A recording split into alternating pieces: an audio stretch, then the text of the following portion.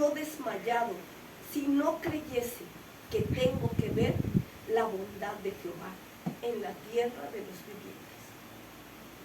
Aguarda, Jehová, esfuérzate y aliéntese tu corazón. Sí, y espera. espera a Sí, Jehová. espera en Jehová. Amén. Es un hermoso salmo. Amén. Vamos a leerlo 3 veces y nos lo vamos a aprender de memoria. Salmos 27, verso 13 y 14.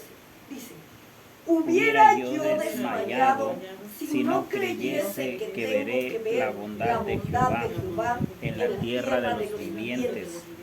Aguarda a Jehová y esfuérzate y aliéntese tu corazón. Sí, espera en Jehová. De nuevo.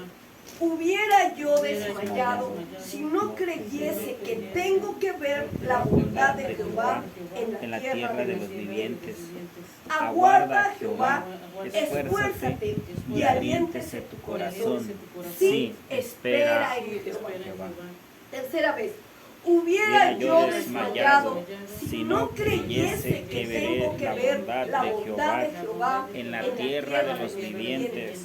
Aguarda, Jehová, esfuérzate y aliéntese tu corazón. Sí, espera a Jehová. Amado Dios, te damos gracias por tu palabra. Bendícela y enséñanos, Señor, en el nombre de Jesús. Amén.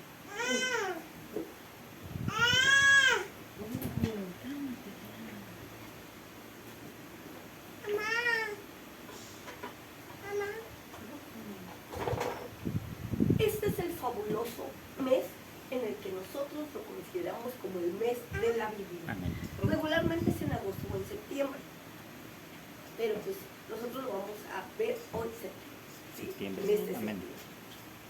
Ok, y nosotros en el mes de la Biblia, pues la base que tenemos que hacer es conocer nuestra Biblia. Y hoy vamos a saber acerca de un nombre que está en la Biblia. Cuando ustedes abren su Biblia tiene algo que se llama traducción de la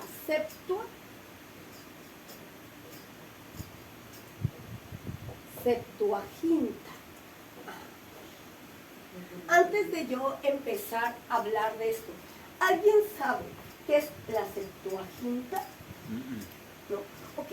Pueden abrir su Biblia y en la base de la Biblia, no se preocupen, en la base de la Biblia, aquí, en la portada, regularmente habla, contiene el Antiguo Testamento y el Nuevo Testamento, contiene la versión, por ejemplo la mía, habla acerca y dice el Antiguo Testamento, el Nuevo Testamento, habla acerca de las versiones que tiene, la revisión. La mía tiene la versión de Valera, 1909, con las palabras de Jesús en rojo. Y su primera versión fue en 1979. Amén. Pero algunas otras, dentro de sus versiones, dice esta palabra: Septuaginta. Bienvenido.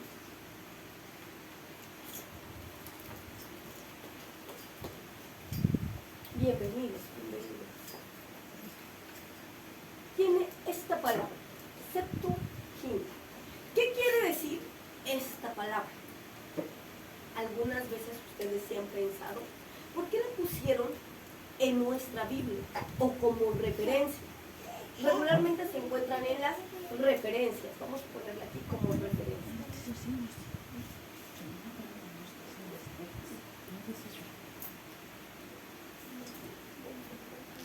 Esta palabra traducida del griego quiere decir 70. Esta palabra fue incluida en las referencias de la Biblia, porque era la base de la traducción, de toda la traducción bíblica, desde el hebreo y el arameo. Vamos a ver un poquito de historia. allá por el año 285 al año 246, antes de que el Señor Jesucristo naciera, allá en Alejandría hubo un rey llamado Ptolomeo II. Ajá. Este rey quiso tener entre su biblioteca, ajá, quiso tener él una traducción de la Biblia, pero no como tal, sino una traducción del Pentateuco que estaba con los judíos. ¿Por qué? Si nosotros recordamos un poco de la historia, nosotros podemos darnos cuenta que el pueblo de Israel había sido invadido por varios pueblos. En este momento ellos estaban invadidos por el pueblo griego, por el pueblo de Alejandro Magno. Después de ser invadidos por el pueblo griego, ellos fueron invadidos por el pueblo romano, que fue el tiempo del Señor Jesús. Pero en este tiempo ellos estaban invadidos por Alejandro Magno. Pero a causa de esta invasión se había llevado mucha gente fuera de la ciudad judía. Entonces los judíos estaban perdiendo su lengua materna. Los judíos ya no hablaban hebreo, ya no hablaban arameo. Si ustedes no lo saben, hay dos tipos de hebreo. Está el hebreo rabínico y está el arameo. ¿Cuál es el arameo? El arameo es el hebreo vulgar. Perdón, si no me entienden es porque estoy muy ronca, pero por eso estoy haciendo mucho esfuerzo para que pongamos mucha atención en las palabras y no se vuelva a confundir. Ok, hagamos de cuenta, nosotros tenemos un español latino, pero el español latino es completamente diferente al español vulgar que hablamos todos. Por ejemplo, si nosotros hablamos con alguien, un maestro o algún licenciado, al momento de nosotros ver cómo ellos hablan, hay muchas palabras que no entendemos, porque hablan palabras muy rebuscadas. Tecnicismos. Muchos tecnicismos. Esto es un idioma, por así decirlo, es el idioma original. Pero lo que nosotros conocemos como el idioma vulgar es el idioma común, lo que nosotros platicamos y hablamos comúnmente. Lo que nosotros hablamos generalmente como, hola, ¿qué onda? ¿Cómo estás? El qué onda no se conoce, no se considera un español serio, sino se considera un español vulgar. Asimismo, en el hebreo, hay un hebreo vulgar, bienvenidos, como un hebreo rabínico o un hebreo bíblico. Entonces, ¿qué pasó? Pues, en este tiempo, los judíos estaban perdiendo su lengua materna en el tiempo de Alejandría. Vamos a regresar un momento para poder tomar el libro, porque si no se pierde todo.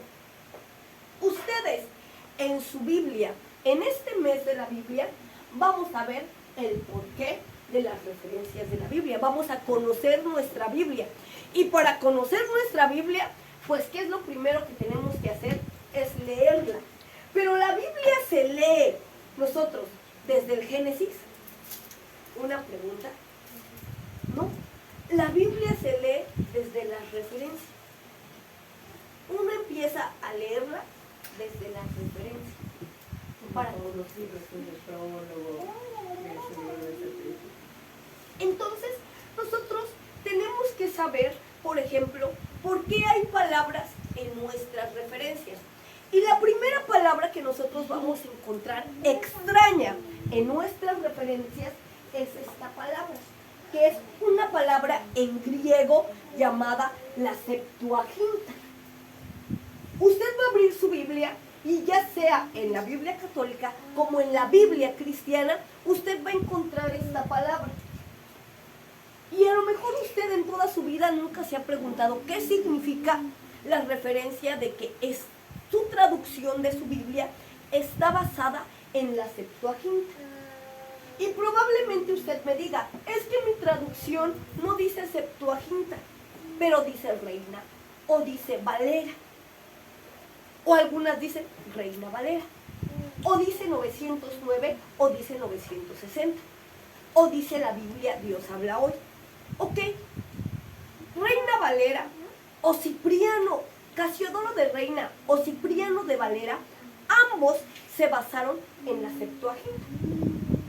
Entonces, ambos, para traducir su Biblia al español, se basaron en esta versión para poder traducirla. Se puede decir que es la más antigua, o la más original. Es la versión original, que es traducida. Esta es la primera versión que es traducida del hebreo a otro idioma. Y esta traducción es traducida al griego.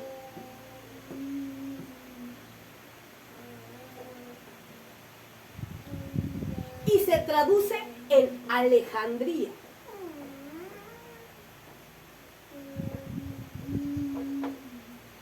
Aproximadamente en el 246 antes de Cristo. 246 años antes de Cristo, aproximadamente. ¿A qué nos referimos nosotros con esto? Cuando el rey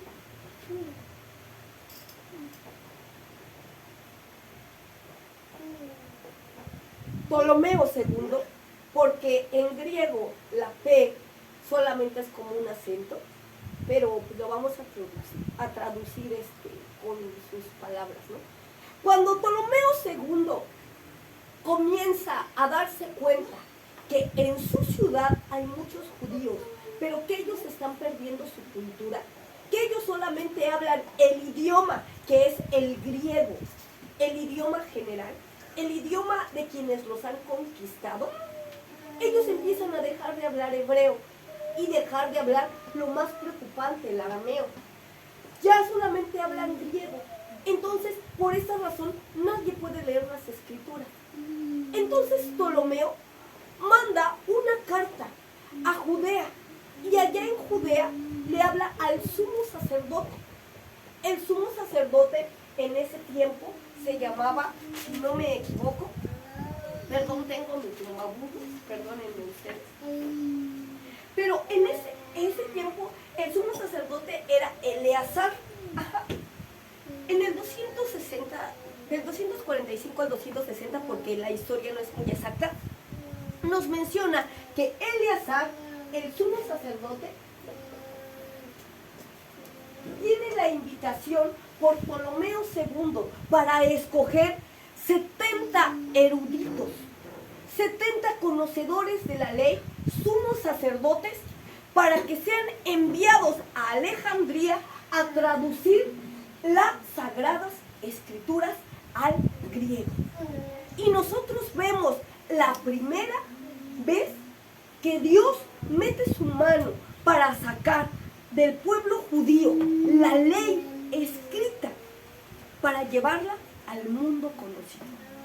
Y Ptolomeo manda llamar a decirle a Eleazar que él quería que en su biblioteca, bueno, Ptolomeo no le dijo a Eleazar, Ptolomeo tenía un director o un encargado de la biblioteca que se llamaba Dióceles. Este encargado de la biblioteca es el que se comunicó con Eleazar.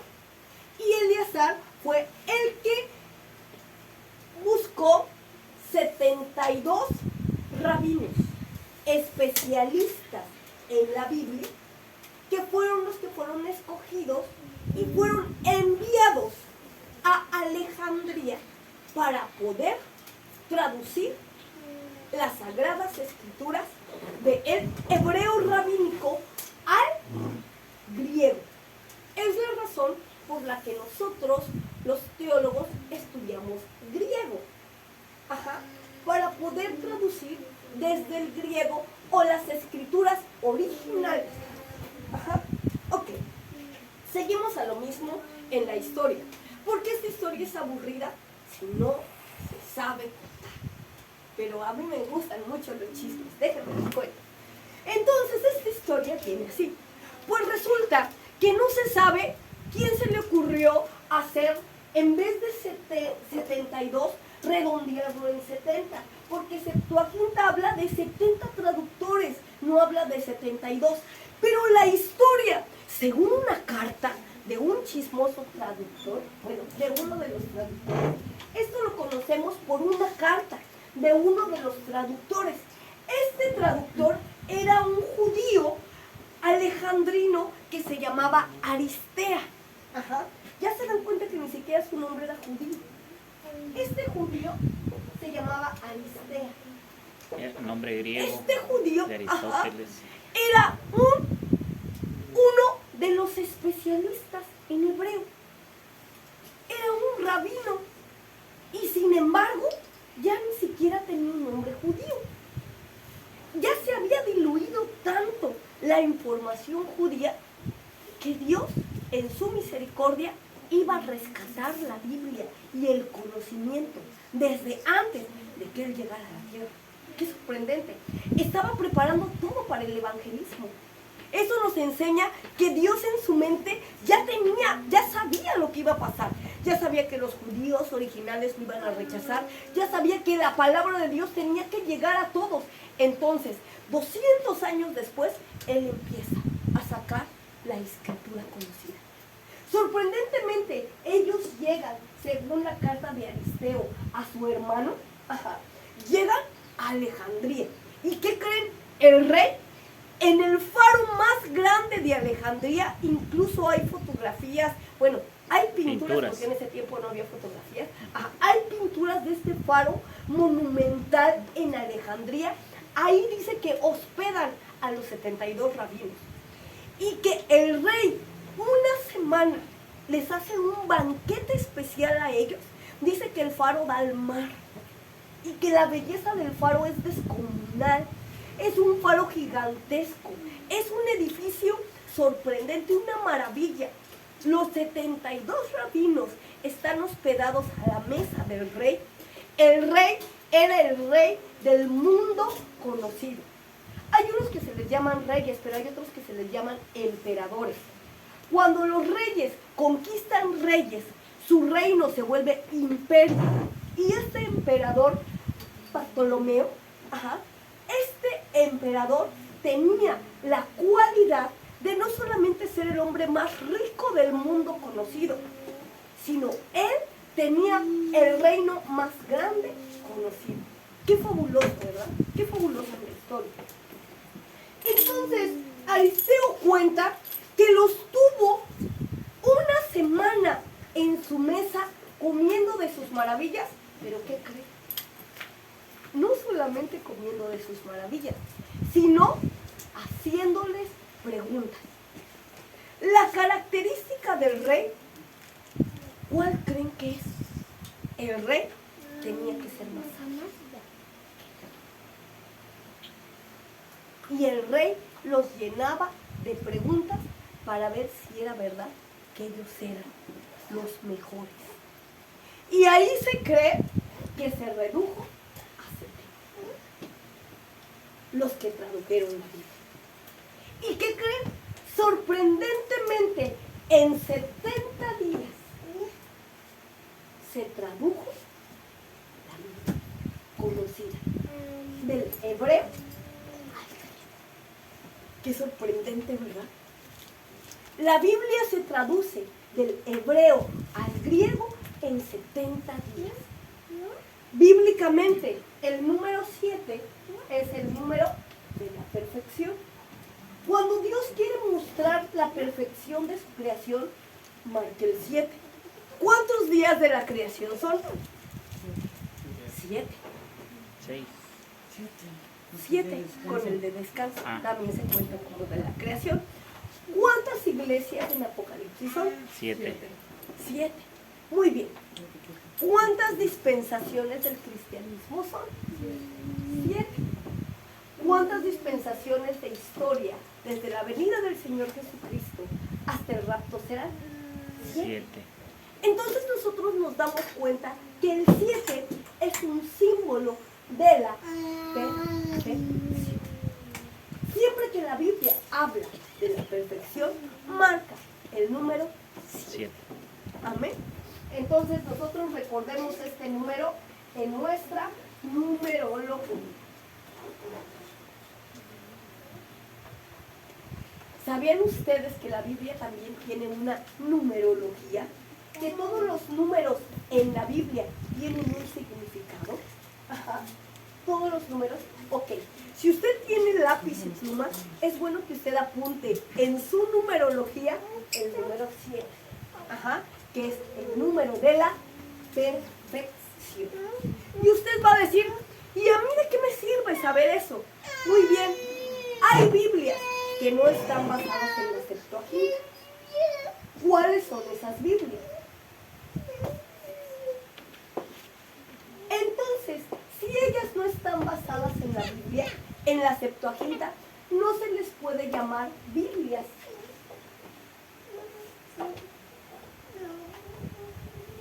Se les llaman traducciones.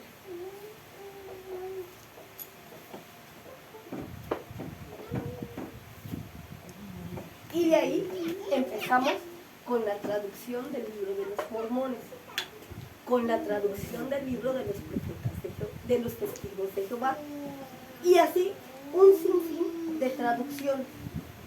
Pero no son Biblias, porque para ser Biblias tienen que ser traducidas basados en los manuscritos del Antiguo Testamento. Muy bien. Ajá. Entonces, sí quedó algo razonable de lo que es la Septuaginta. ¿Sí? De lo que es la Septuaginta. Ok. Y nosotros nos preguntamos, ¿por qué? ¿Por qué es importante saber nosotros esto? ¿Por qué es importante? Porque el secreto de la Biblia, de su Biblia, depende del conocimiento que usted tiene de ella. Ajá. El conocimiento que usted tenga de su Biblia es lo que le va a dar la importancia para que usted valore su Biblia. Pero si usted no tiene más conocimiento de su Biblia, usted no lo valora, porque no es importante. Sí.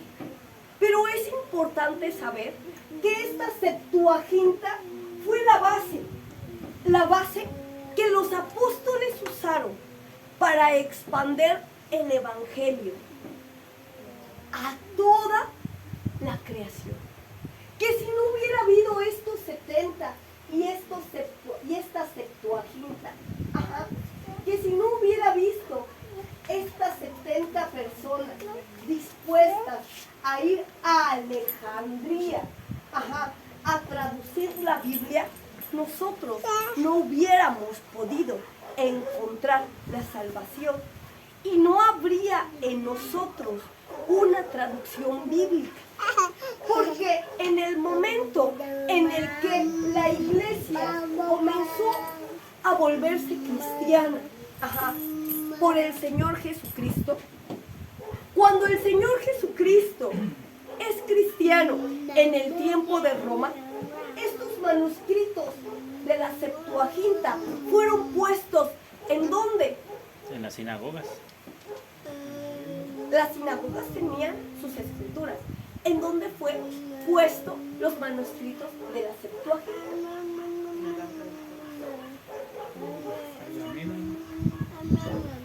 Estas se llaman las escrituras antiguas y estas están en Alejandría. Recuerden que fueron a la biblioteca de la ley de Alejandría. Entonces, por eso nosotros decimos, cuando alguien nos pregunta, ¿de dónde es traducida tu Biblia? Mi Biblia es traducida basada en los escritos originales. Y me dicen, pero ¿cómo tú sabes que tu Biblia es traducida? ¿Y cómo tú sabes que mi traducción de las Sagradas Escrituras, yo que soy testigo de Jehová, no es también traducida de los manuscritos originales? Ah, es que mi Biblia es traducida de la Septuaginta, de los manuscritos originales que están en Alejandría.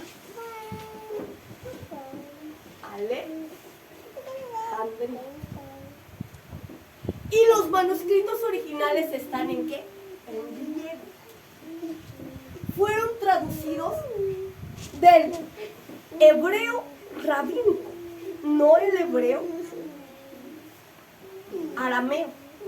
no del que se iba repitiendo.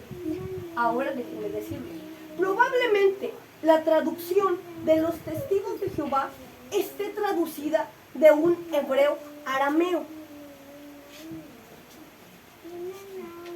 ¿Qué es un hebreo arameo? Ustedes díganme, lo acabamos de mencionar. El hebreo rabínico y el arameo, los dos son hebreos, pero el arameo es un hebreo vulgar, un hebreo coloquial, un hebreo de la prole. Quiere decir que yo le cuento a mi hijo la historia de Jesús. Y de lo que yo le cuente y él aprenda, se lo va a contar a su hijo. Y su hijo se lo va a contar a su hijo. Y su hijo se lo va a contar a su hijo. Y va a ir pasando de generación en generación. Pero no es la información hebrea Original. tal cual como está escrita. ¿Me doy a entender? Es por eso que hay variación de conocimiento. Un teléfono descompuesto, ¿no? Se llama. Exactamente. La variación del conocimiento. No es claro el conocimiento. Ok. Tu traducción probablemente esté escrita del hebreo. Pero cuéntame, ¿de qué hebreo? Porque si tu traducción no está escrita de la Septuaginta, corres el peligro de enseñarme lo que los judíos le enseñan a sus hijos, que Jesús no es el Hijo de Dios. ¿Y qué es lo que me enseñas tú? Que solamente hay un Padre y que estamos esperando un Mesías.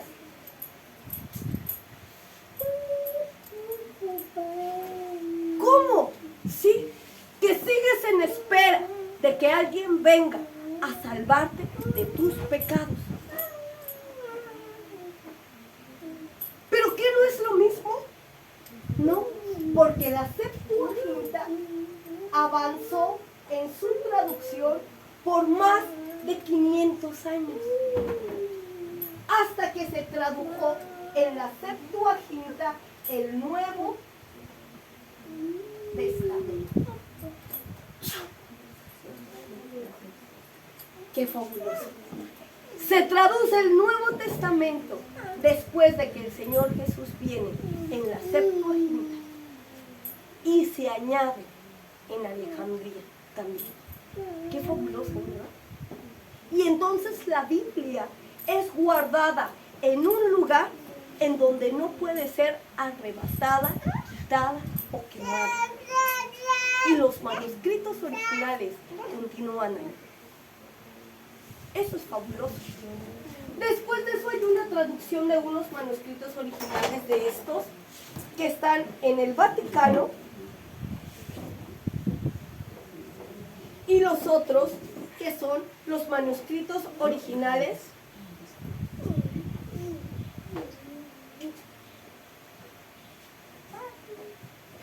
que tienen los judíos.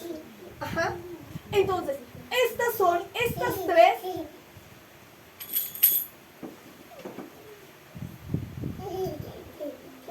se les considera manuscritos antiguos. Ajá. Estos tres se les considera manuscritos antiguos. Es muy importante conocer, probablemente nunca más, a menos de que ustedes lean, puedan conocer esta información.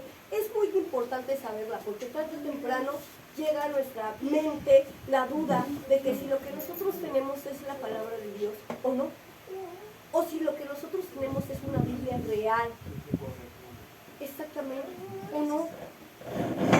Pero usted puede descansar en que su Biblia es una buena traducción. ¿Ok? Muy bien. La pregunta es, nosotros, ¿cómo es posible de que nos basemos en que las Sagradas Escrituras es una traducción correcta? Porque las Sagradas Escrituras, su Biblia, tiene una base fundamental, ¿sí? La base fundamental que nosotros festejamos en este mes es la famosa reforma. De Lutero. La reforma hecha por el monje Martín Lutero. ¿Qué fue lo que pasó con este hombre? Muchísimas gracias. Muchísimas gracias. ¿Qué pasó con este hombre? Martín Lutero se dio cuenta nuevamente lo que había pasado. ¿Qué fue lo que sucedió? Llega a Roma, y comienzan a perseguir a todos los cristianos. Los mataban, los perseguían. Era tan terrible la persecución. ¿Ustedes piensan que son perseguidos por ser cristianos? Algunas veces alguien lo ha despreciado y les ha dicho, ay, el cristiano. O les ha dejado de hablar por ser cristianos y simplemente los ha hecho a un lado de su círculo de amistad por ser cristiano. Pues no es nada como la persecución de Roma. Porque déjenme decirles que los cristianos tenían que esconderse en catacumbas. Y las catacumbas hacían cuevas debajo de la tierra y ahí se escondían y vivían. Porque si un cristiano era encontrado, era agarrado, amarrado, echado a una celda hasta que hubiera fiesta en Roma, y entonces era echado en el Coliseo romano a que los gladiadores fueran a pelear con ellos. ¿Cómo iban a pelear hombres de guerra? Con niños, con mujeres o con hombres desarmados. Entonces iban a ser asesinados o a que los leones jugaran con ellos. Entonces los cristianos eran muertos por ser cristianos. Y si usted su sufrimiento logra compararse con algún dolor de esos, déjeme decirle que está usted sufriendo. Pero si su sufrimiento no es comparado con eso, hermanos, un cristiano del tiempo de Roma se reiría de usted, diría, qué poquita guanas. ¿Y qué creen? En ese momento, el emperador Constantino en Roma estaba persiguiendo a los romanos. Y sí, todos los cristianos que encuentren, los vamos a matar. Sí, a todos. Y estaba persiguiendo a todos los cristianos. Y que llega su mamá y le dice, ¿qué crees? Soy cristiana. Mátame. Y el emperador dice, ¿cómo? ¿Eres cristiana? Sí. Y cuando los soldados se paran a agarrar a la mamá, él dice, quiero hacer un edicto. Me voy a volver cristiano como mi mamá. Pues que se empiezan a volver cristianos, políticos, soldados, gente rica, toda la gente que quería tener un puesto con el emperador, que se comienza a volver cristiana. Y que empiezan a bautizarlos en masa. Como el bautismo nos habla de una inmersión, eran tantos los que se volvían cristianos que se bautizaban a cubetadas. Según la historia. ¿Y qué creen? No dejaron de perseguir a los cristianos verdaderos, sino que la iglesia cristiana comenzó a tener paganos que querían tener un puesto en la sociedad o querían ser amigos del emperador, se bautizaron cristianos sin la fe. Se llamaron cristianos sin la fe con toda su condición pagana. Se bautizaron sin tener la convicción de una salvación. Perseguían dinero, perseguían una condición social, perseguían un lugar en la sociedad. Y como el rey era el rey, ellos querían estar cerca del rey. El rey no iba a estar con ellos. ¿Estamos de acuerdo? Y ahí fue en donde se contaminó la iglesia. Y más porque el rey se acercaba a los que conocían la escritura. Y el rey se inclinaba ante ellos para aprender la escritura porque el rey había creído en Jesús. El rey lo había aceptado de corazón. Entonces el rey dijo, ok, en mi reino tiene que estar Dios, tiene que estar Jesús. Y él puso el trono de Jesús en Roma y dijo, Señor, en mi reino hay un lugar para ti y aquí está tu casa. ¿Y qué creen? Se levantó un sacerdote para conocer.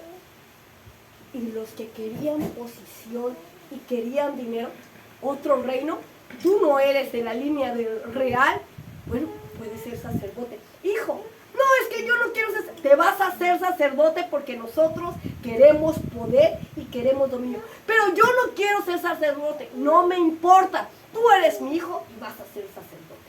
Y metían a sus hijas y metían a sus hijos a monasterios a volverse sacerdotes y a volverse monjas. Y de ahí la Iglesia Católica empezó con la contaminación.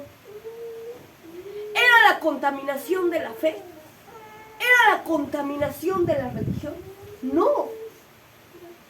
La palabra no venía con contaminación. Era el deseo humano por poder y riqueza nuevamente, quien vino a ensuciar la fe y el cristianismo. Porque muchos papas en su historia marcaron que ellos ni siquiera querían ser cristianos. Ellos fueron obligados por poder y por dinero. Y déjenme decirles que muchos papas fueron impuestos porque había familias más ricas que el rey, pero sin poder y sin abolengo. Entonces ellos compraban a los papas. Ellos metían a sus hijos a ser sacerdotes y ellos pagaban para que sus hijos fueran papas. Pero sus hijos iban con la convicción, con el amor o el interés.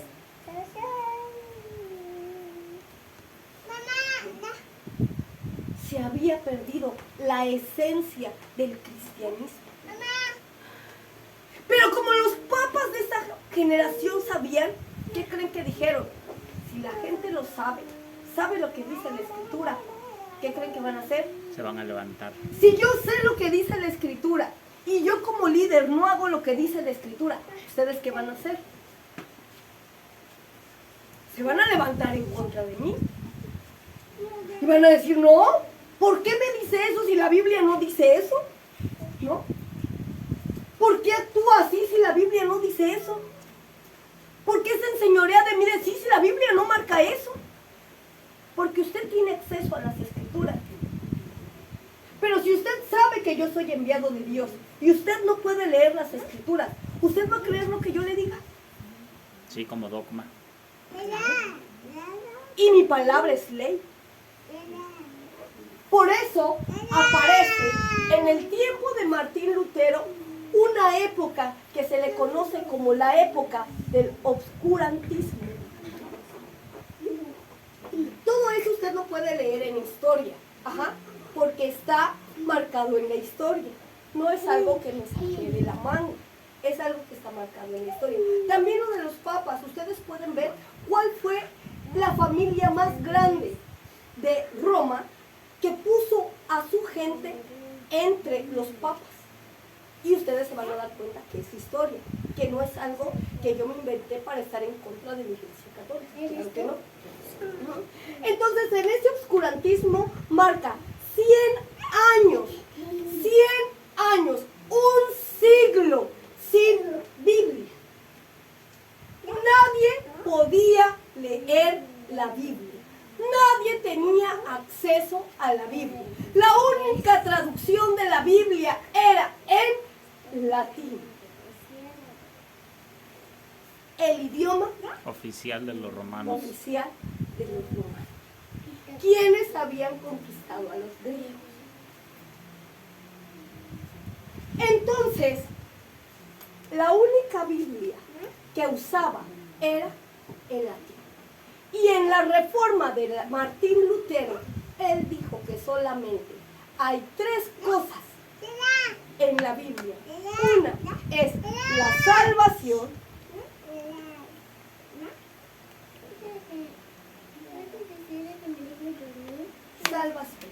segunda es el bautizo y la tercera es el Espíritu Santo.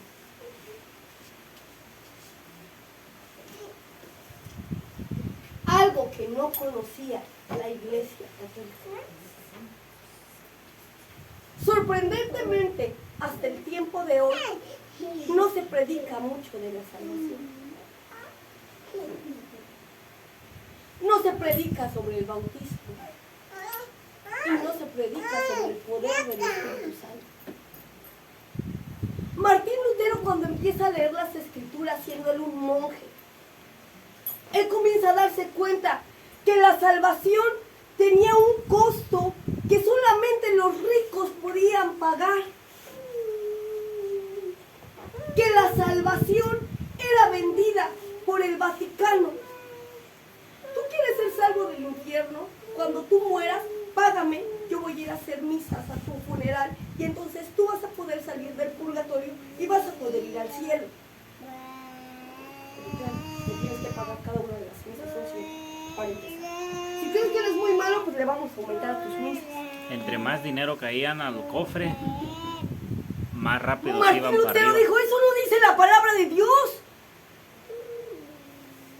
Dice que la salvación es Gratis. por fe. Que todo aquel que creyere será salvo. Y él levantó la voz, clavando en la puerta de la iglesia 99 tesis que iban en contra de lo que hablaba la Iglesia Católica, diciendo, esto no dice la Escritura. 99 tesis. ¿Qué es una tesis? ¿Ustedes saben? Una investigación profunda de algún tema en específico. Una tesis tiene que tener 27 páginas básicas. Una tesis. 27 páginas de 72 informantes para que sea considerada tesis. 99 marcando los errores de lo que se hacía en la Iglesia Católica. Es preocupante. Es preocupante. 99. Y déjenme decirle que 5 años después puso otras 95.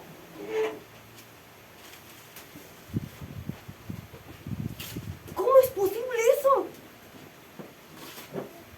La pregunta es, desde ese tiempo hasta acá, ¿alguno de ustedes alguna vez ha leído una sola tesis? ¿O ha investigado una sola tesis? Pues, pregúntense.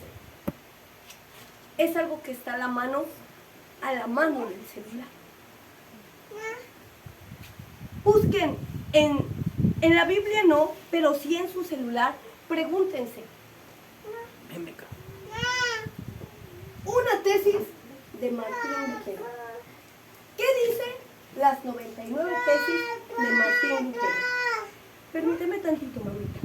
¿Sí? ¿Ok? Entonces, les hablaba de un bautizo.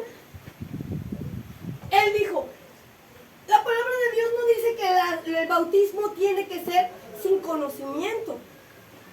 La palabra de Dios dice que el bautismo tiene que ser cuando ya se tenga conciencia de lo que está haciendo. Regularmente la Iglesia Católica bautizaba en el momento en el que ellos nacían y bautizaba mojando la cabecita de los pequeños y cambiándoles el nombre. Cambiándoles el nombre. Entonces, nosotros hablamos acerca de un bautismo. El bautismo La Biblia nos habla acerca con Juan el Bautista que tenía que ser por inmersión. Sumergiendo. ¿Por qué los bautizaban en Roma solamente la cabeza? Ya lo dije. Porque era tanta gente que había que bañarlos o juntadas los que se bautizaban. Entonces se quedó en mojarle solamente la cabeza para bautizarlo. ¿Es una cultura eso? Es cultura, no es Biblia.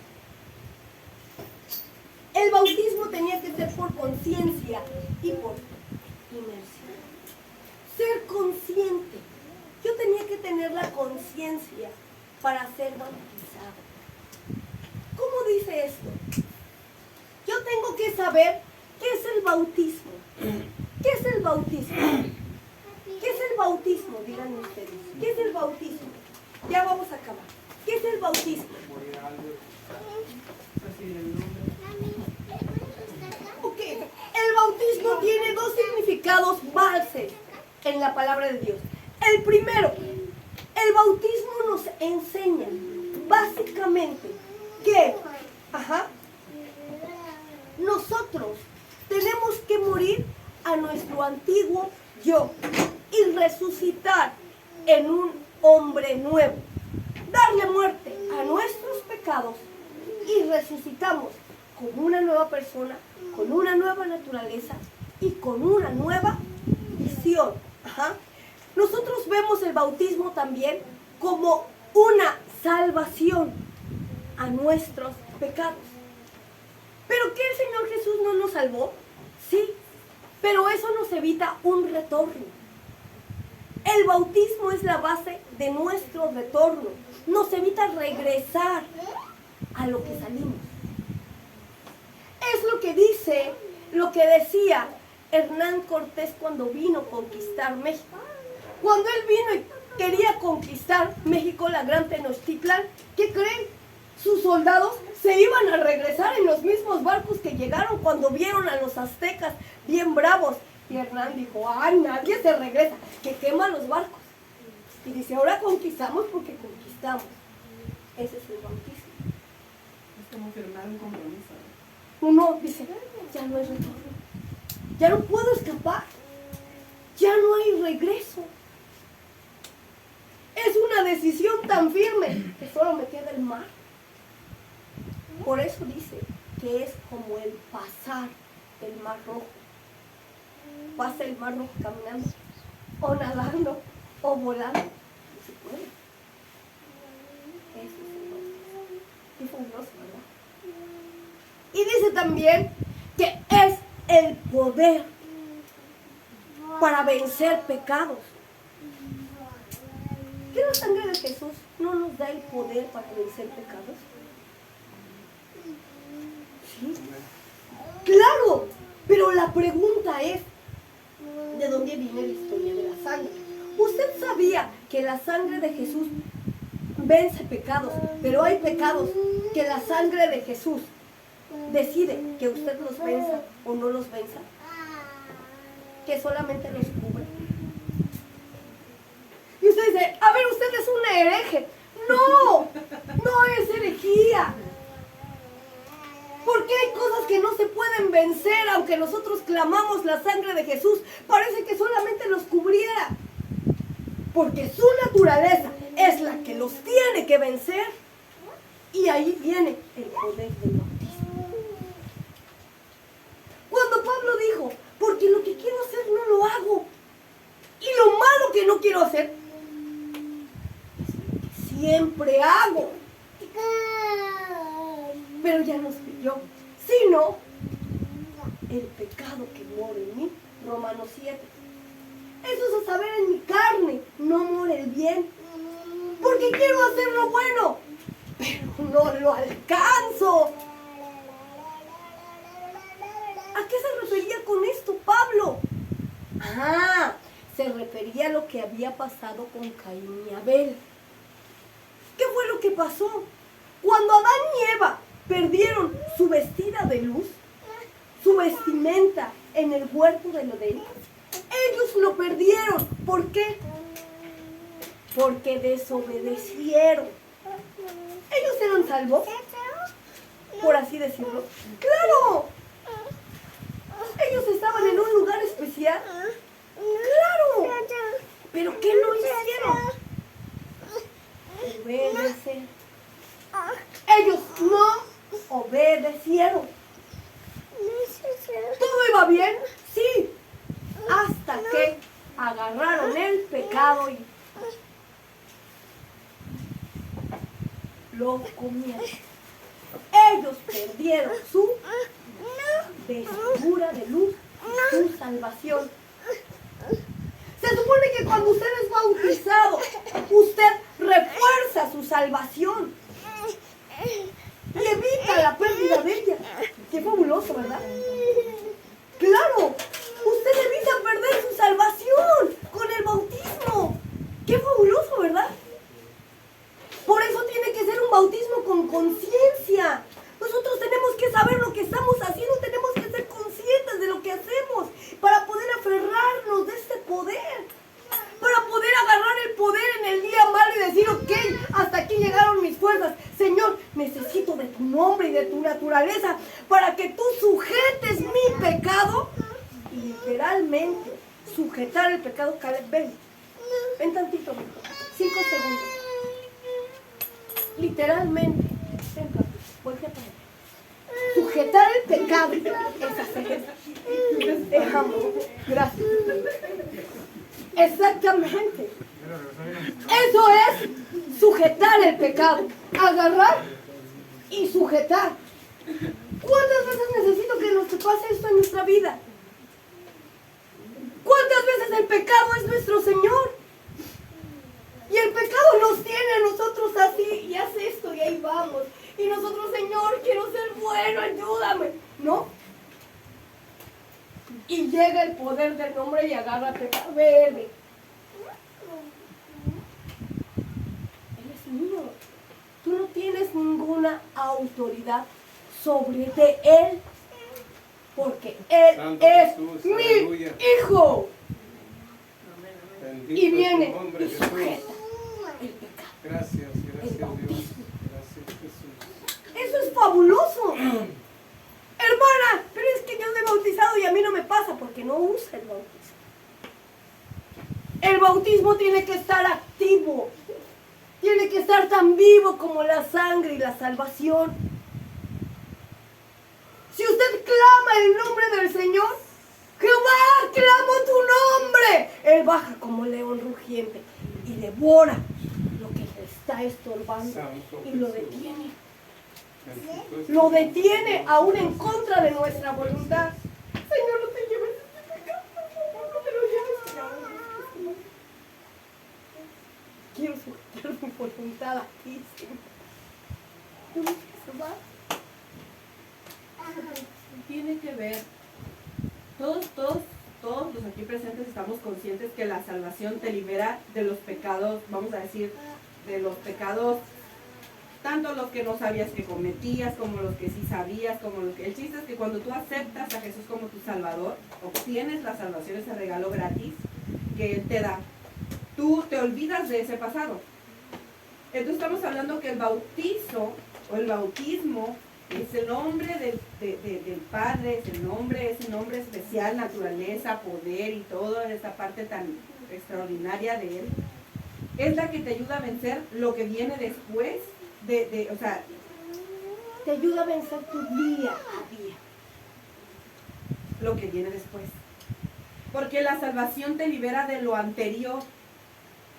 La salvación, en este momento, yo acepto a Jesús en mi corazón, le pido que viva en mí y Él me libera de todo lo que hice cuando no lo conocía. Se le llama el pecado original. Ajá. Todo eso que si yo mentí, que si yo hice o deshice en mi vida pasada, Él viene, me limpia, me salva y a partir de ahí ya no es la salvación la que me va a limpiar, sino el bautismo y ese compromiso constante que yo haga con Él día a día.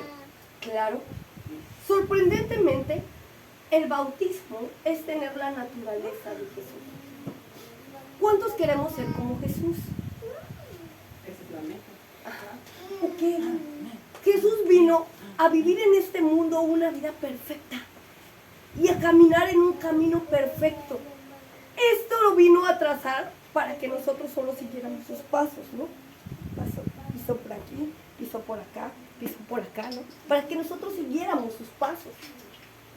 Pero el poder que nos da para poder seguir sus pasos lo tiene el Bautista. Entonces hay veces que nosotros no podemos seguir, no podemos seguir. Y es el momento de clamar las aguas de su nombre. Señor, por el poder de tu nombre. Invoco tu nombre. Clamo las aguas de tu nombre. Por el bautismo que me has dado, Señor. Por la nueva naturaleza. Ayúdame.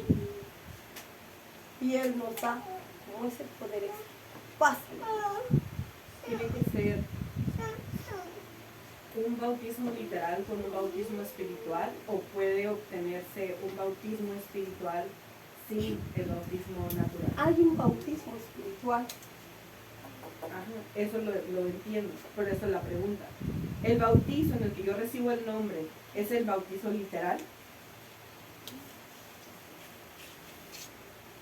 Por eso se pide conciencia. Que debes de ser consciente de lo que estás haciendo. Que debes de saber qué es lo que estás haciendo para que tenga poder cuando lo hagas. Amén. Es la razón por la que muchos se vuelven a bautizar después. No que haya dos bautizos, no. Es uno solo, pero unos confirman solamente lo que tienen. Señor, a lo mejor yo fui muy joven cuando lo hice, solo quiero confirmarme, ¿no? Quiero pasar por las aguas por si no lo hice bien, ¿no? Digo, ¿no? Uno lo hace. Pero eso es un buen caso. ¿Qué fue lo que pasó con Caín y Abel, los hijos de Adán y Eva? Cuando Adán y Eva fueron vestidos, con vestiduras de animales, dice que sus pecados fueron cubiertos por las vestiduras. Hebreos 11:1 dice que sin derramamiento de sangre no hay perdón de pecados. Entonces, cuando Caín y Abel ofrecieron sus sacrificios, ¿qué fue lo que hizo Caín? Llevó de lo mejor de su tierra, de sus plantas, de sus frutas. No creo que haya llevado lo feo, no creo que haya llevado lo pobre, no creo que haya llevado lo malo. Pero ¿por qué el Señor no se lo aceptó? Porque eso no era lo que pedía, porque eso no obedeció lo que era el sacrificio original. Por la obediencia. No estaba obedeciendo. Era lo correcto en ese momento. ¿Y qué era lo que no le impedía a Caín obedecer? El orgullo. Era tanto su orgullo de decirle, mira hermano, tengo una superdotación de comida para que no trabajes un año. Toma, regálame un borrego. Te la cambio por un borrego. ¿No? Vamos así. Yo digo, ¿y por qué? ¿Y por qué me voy a humillar ante mi hermano para que él me dé uno de sus borregos? No, si yo puedo. Y hizo lo que quiso. Y el Señor lo castigó a él por hacer lo que quiso. Simplemente no perdonó sus pecados, no los cubrió. Y vio con agrado el sacrificio de Abel. ¿Qué hizo Caín?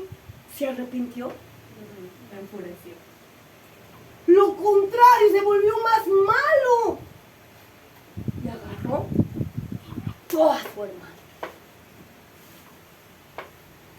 La pregunta es, nosotros, ¿cómo actuamos ante esta situación?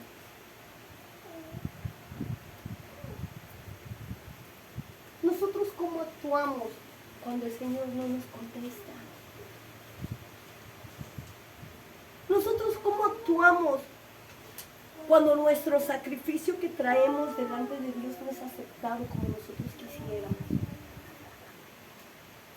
Nosotros traemos nuestras cosas delante de Dios y queremos que el Señor nos diga y les grita a sus ángeles, vengan a ver qué trajo, miren lo que trajo.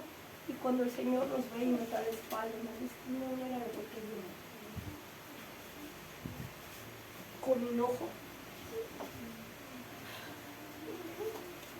con amargura. Vemos con coraje a nuestro hermano que el Señor bendijo y decimos, yo lo puedo hacer mejor. ¿Cómo vemos?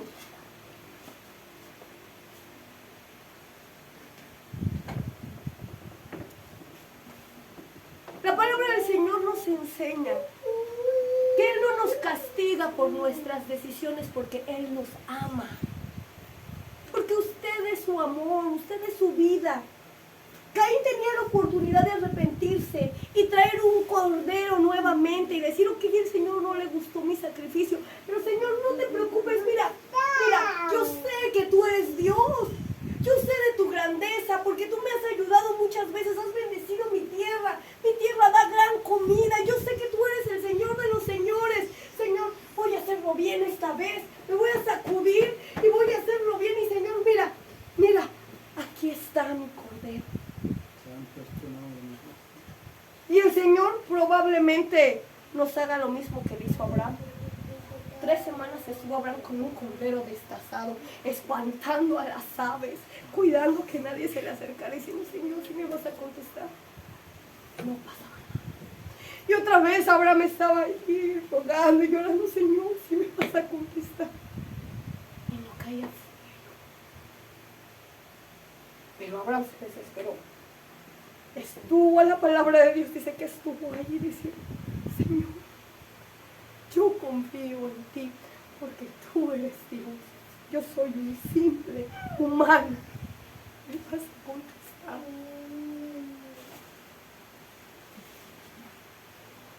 Y el Señor dijo, de veras me amas.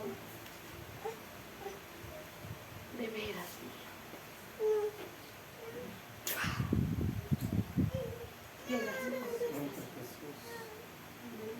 y haré tu descendencia como la de y tus hijos serán incontables como las estrellas. Dios no le quería contestar. Sí, pero al Señor le gusta que nosotros le demos su lugar.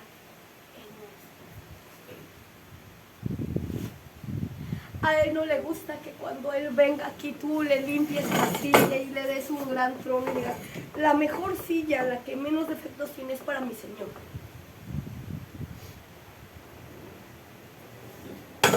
Él no quiere que tú escojas la mejor de tus ofrendas, es más, la más grande. Te voy a dar el billete más grande que te posee. Él quiere que cuando tú pases por la puerta, escucharte decir, Señor, tengo ansias de tu presencia. Yo quisiera tocar siquiera el borde de tu manto, Señor. Si no soy digno de encontrarte, quisiera sentirte el día de hoy. Señor, esto era lo que yo quería. Y empieza a sonar su campana celestial a sus ángeles y decir, me trajo el mejor regalo. El mejor regalo. Y los ángeles, Señor, pero ya te construyeron una iglesia de 3 pisos. Espérate, ¿qué me importa? Amén, aleluya. Me dijo que me quiere. ¿Qué crees? Abrí sus ramas y su fruto era real. Tenía un higo de sinceridad. Su fruto era sincero cuando me decía, te amo, Jesús. Ese pequeño fruto lo comí y era dulce a mi paladar. Fue honesto cuando dijo te amo. Y el Señor Jesús, Dios mismo, hace fiesta en el cielo. Y dice que los ángeles literalmente salen gritando, ¡ay, qué bueno! ¡Qué bueno! Y se imaginan a los ángeles corriendo por todo el cielo. Llegó a casa, llegó a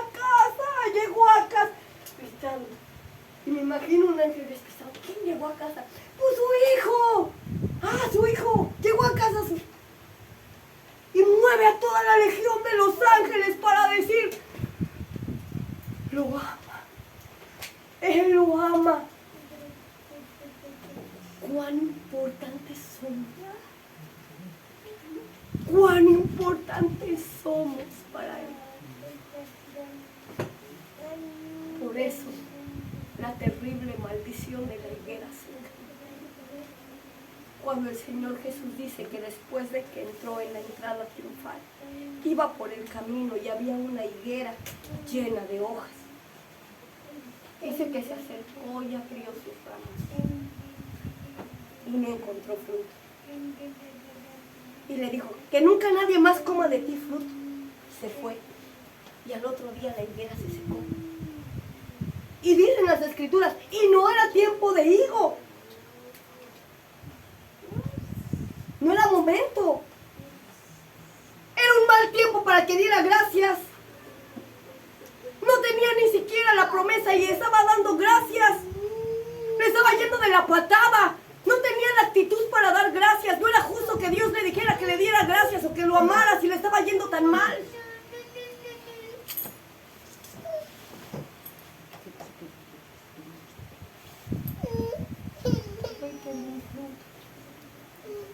Él quería preguntarle como a Job, ¿me amas? Job, ¿me amas? Ya te maté a tus hijos, te quité todo lo que tenías. Es más, ¿estás bien mal? ¿Me amas? Su esposa le decía, eres un tonto, ya muérete. ¿Cómo sigues orando a Job? ¿Cómo sigues diciéndole a Dios que lo amas? Señor, tú eres el Dios del cielo y de la tierra, Señor. Todo lo que tú me has dado te he bendecido. Ahora que me lo quitas, no te bendeciré. Mamá. Bendito seas, mi Señor. Y Dios trae, me imagino que trae a Lucifer de una hojareta. ¿Viste? ¿Viste? Mi higuera da fruto. Me ama. Me ama. ¡Me ama! Por eso hace tanta fiesta. Y por eso el Señor dice, lo logré. Porque todos dijeron que no me iba a amar y Él me ama aunque le va mal. Lo logré porque dijeron que no valía nada y mire cuánto vale. Ese es nuestro Señor. Higuera, nuestro fruto. Tu condición, ¿cómo está en esta mañana? ¿Qué fruto busca el Señor de ti? Cierra tus ojos, hermano. Vamos a terminar.